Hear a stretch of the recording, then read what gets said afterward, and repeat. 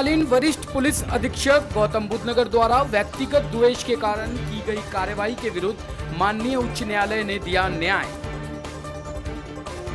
उच्च न्यायालय इलाहाबाद से इंस्पेक्टर मनोज कुमार पंत को एक और सफलता प्राप्त हुई। तत्कालीन एसएसपी वैभव कृष्ण के खिलाफ न्यायालय की अवमानना की कार्यवाही का आदेश देते हुए तत्काल न्यायालय के आदेश का पालन कराने को कहा है।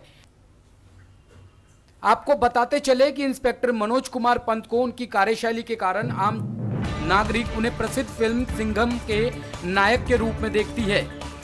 इंस्पेक्टर मनोज कुमार पंत की जहां भी तैनाती होती है वहां आरोपियों के पसीने छूट जाया करते हैं। अपनी इसी कार्यशैली के कारण वो कुछ अधिकारियों की आंखों के तारे तो कुछ अधिकारियों की आंखों की किरकिरी भी बन जाते हैं। नोएडा में रहते हुए तत्कालीन एसएसपी वैभव कृष्ण ने इंस्पेक्टर मनोज कुमार पंत पर रिश्वत लेने का संदिग्ध झूठा इल्जाम लगाकर निलंबित कर दिया था, जिसको इंस्पेक्टर मनोज कुमार पंत ने उच्च न्यायालय में चुनौती दी थी, जिस पर उच्च न्यायालय इलाहाबाद ने इंस्पेक्टर मनोज कुमार पंत को बहाल करते हुए उसी स्थान पर तत्काल तैनात करने का आदेश दिया था। लेकिन तत्कालीन एसएसपी वैभव कुमार कृष्ण ने इंस्पेक्टर मनोज कुमार पंत को तैनाती नहीं दी।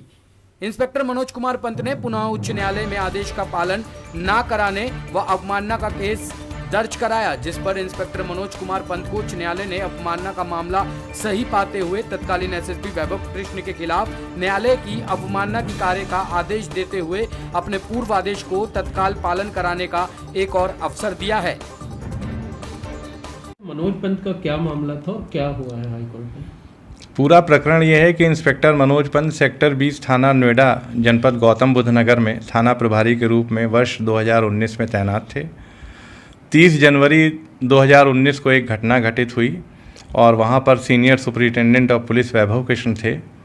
इनके खिलाफ एक एंटी करप्शन का मुकदमा जो है वो कायम किया गया 30 तारीख को उसी थाने में, और उसमें जो है 3 इलेक्ट्रॉनिक्स मीडिया के जो जाने माने वहाँ के पत्रकार हैं उनका नाम भी शामिल किया गया और इनके ऊपर से 8 लाख रुपए की गलत तरीके से रिकवरी दिखा करके इनको अरेस्ट करके सारे लोगों को जेल भेज दिया गया।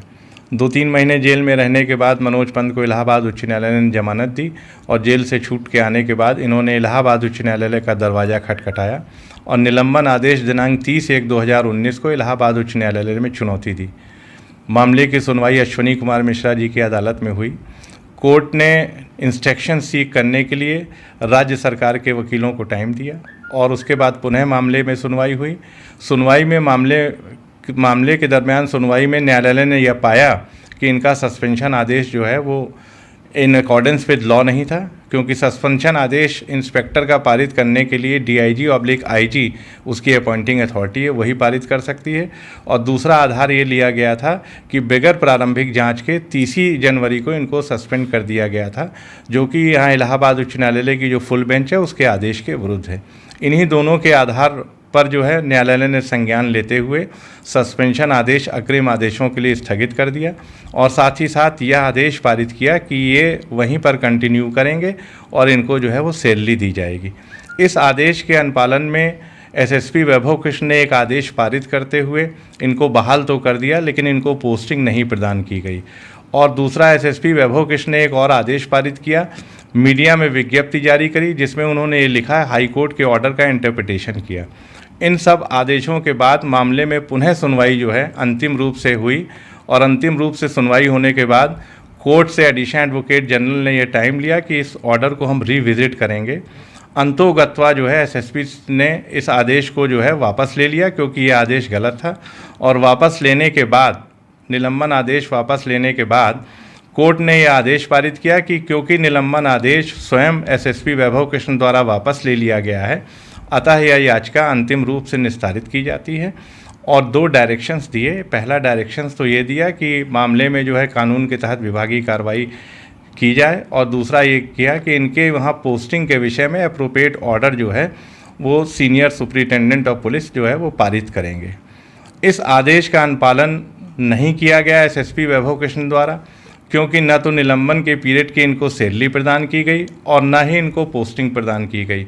इसके बावजूद इन्होंने एक स्थानांतरण आदेश इनका जो है DO लेटर लिख के नोएडा से गोरखपुर जोन करा दिया गया।